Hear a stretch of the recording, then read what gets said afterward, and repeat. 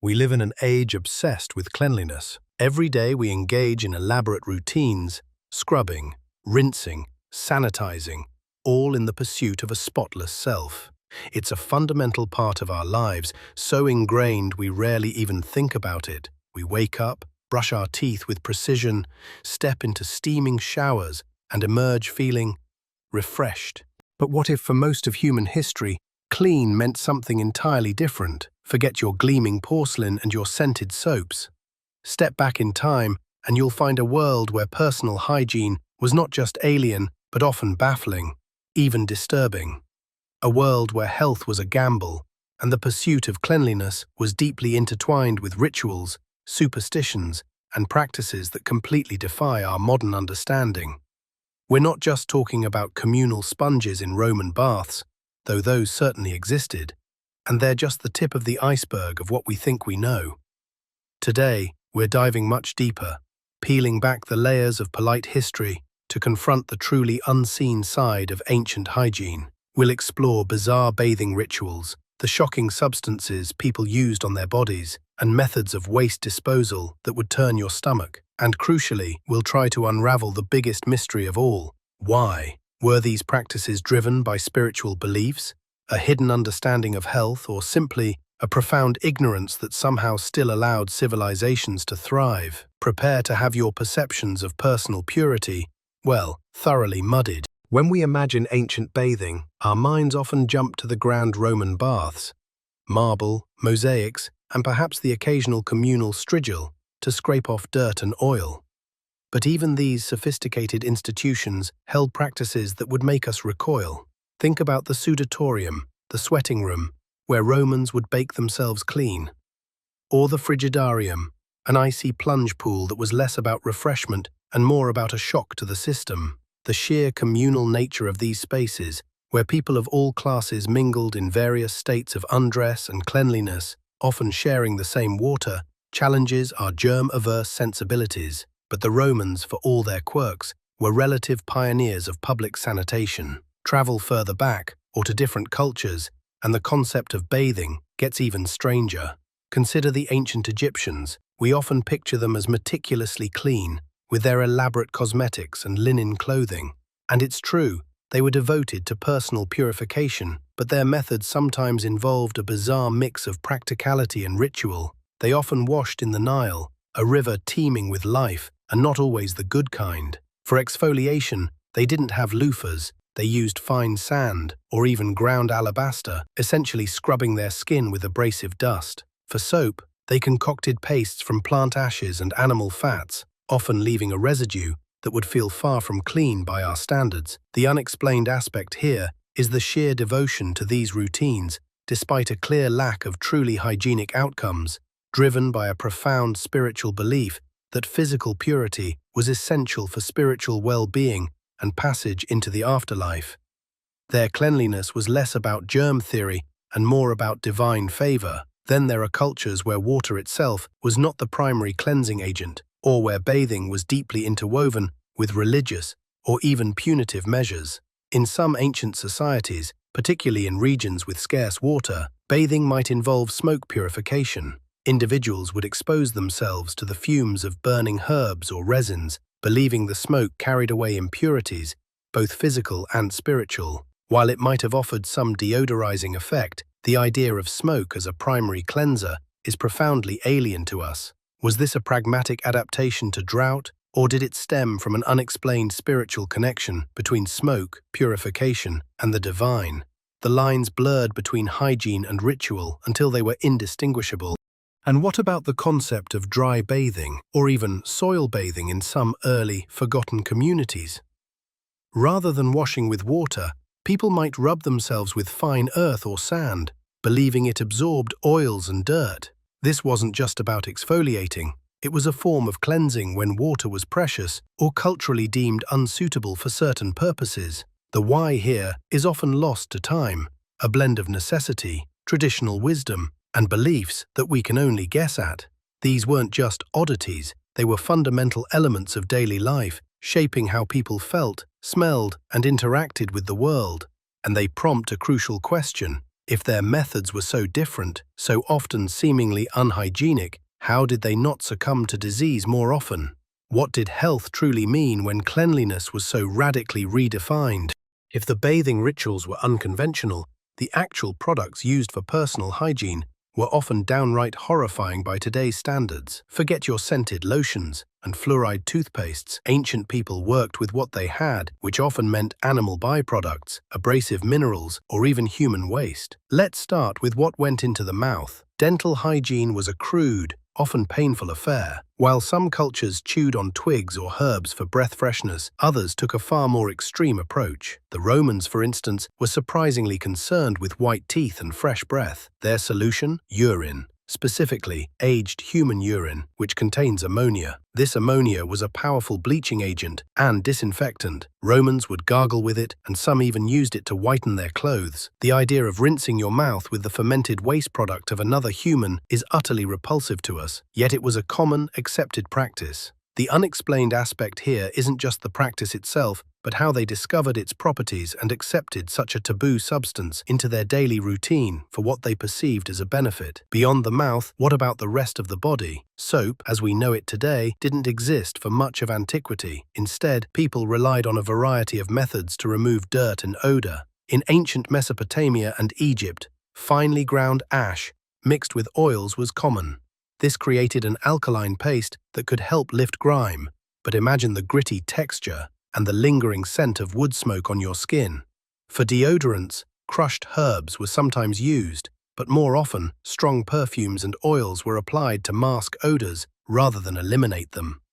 The line between perfuming and cleansing was incredibly blurry. And then there's hair. From styling to cleaning, the substances were equally peculiar. Animal fats, plant extracts, and even clays were worked into the hair for conditioning or cleansing. The ancient Gauls, for example, were known for using a concoction of beechwood ash and goat tallow as a hair pomade and cleanser. This wasn't just for cleaning. It created a stiff, striking hairstyle that might have been a symbol of status or tribal identity. The lingering odor of animal fat combined with ash would have been distinct, to say the least. Even seemingly simple tasks like personal grooming had their own unsettling practices. Before the widespread use of razors, hair removal could involve plucking with crude tweezers or applying depilatory creams made from truly bizarre ingredients like arsenic, highly dangerous, quicklime, or even bird droppings mixed with other caustic elements. The painful side effects and potential for severe skin irritation were simply part of the process. These practices weren't just quirky historical footnotes. They reveal a radically different understanding of what constitutes cleanliness and health. They force us to ask, how did they endure the smells, the discomfort, the sheer inherent strangeness of these rituals? And what does it tell us about their resilience, their priorities, and their fundamentally different relationship with their own bodies?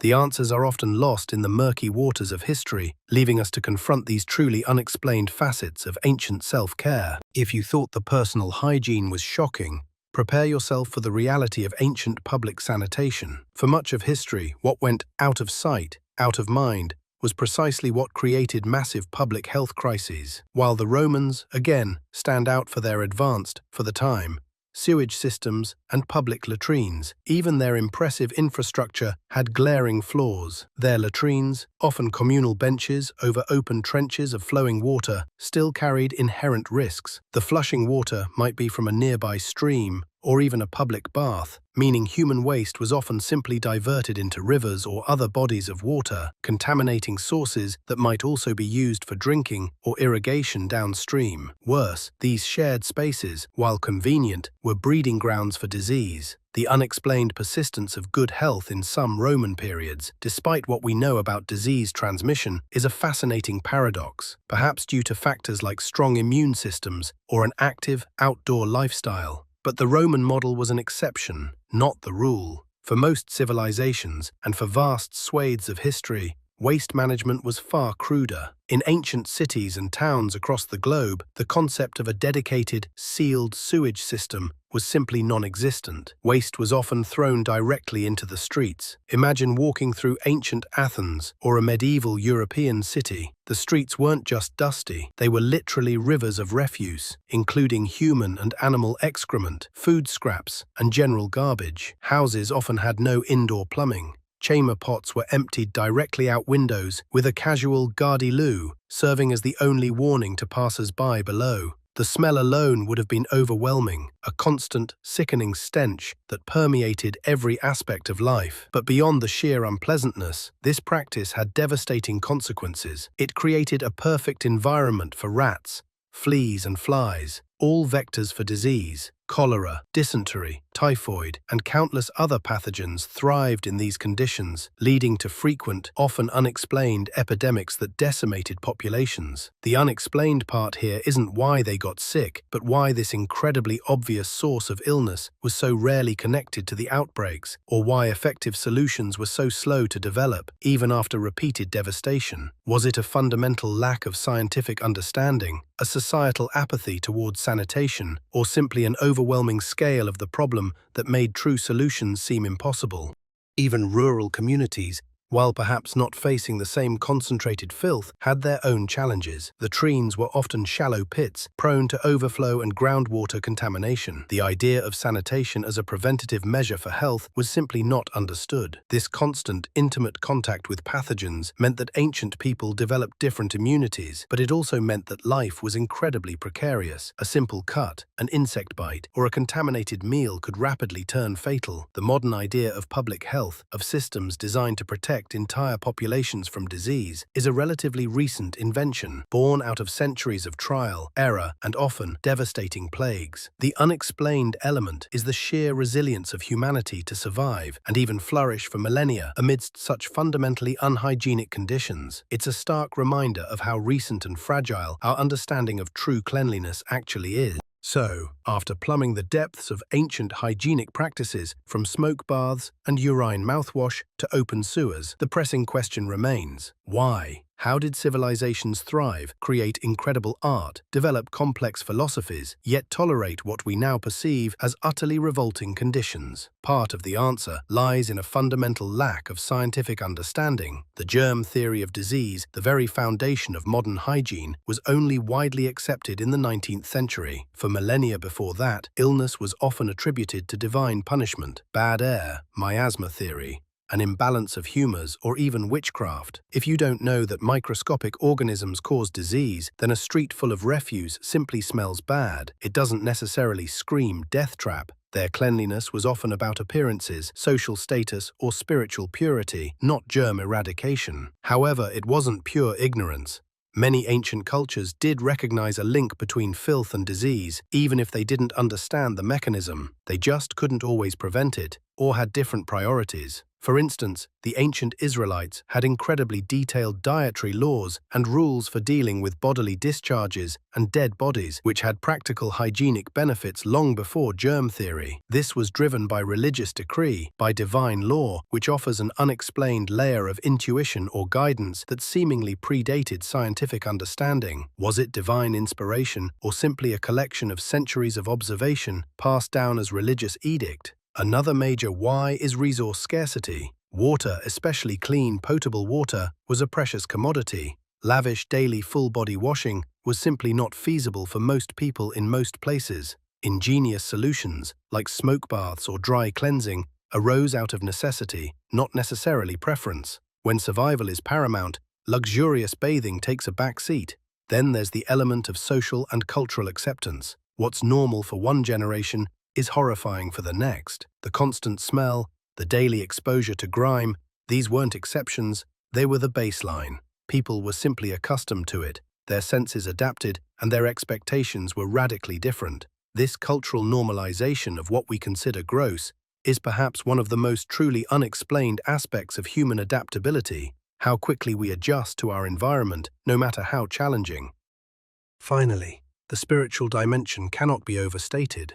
For many ancient societies, purification was less about ridding the body of germs and more about ridding the soul of sin or impurity. Elaborate cleansing rituals were performed before prayer, before entering sacred spaces, or after contact with anything considered unclean in a spiritual sense. This wasn't about health, it was about cosmic harmony and divine favor. The unexplained power of belief often outweighed empirical evidence. In examining the unseen side of ancient hygiene, we realize that clean is a fluid concept. shaped by science, resources, culture, and belief. It forces us to confront not just the shocking realities of the past, but also the fragility of our own modern standards. It's a reminder that even our most fundamental routines are built upon layers of discovery and changing perceptions. So the next time you step into a hot shower or casually brush your teeth, take a moment. Appreciate the advancements, the scientific understanding, and the sheer luxury of true cleanliness. Because for most of human history, staying clean was a far more complex, often disturbing, and profoundly unexplained endeavor.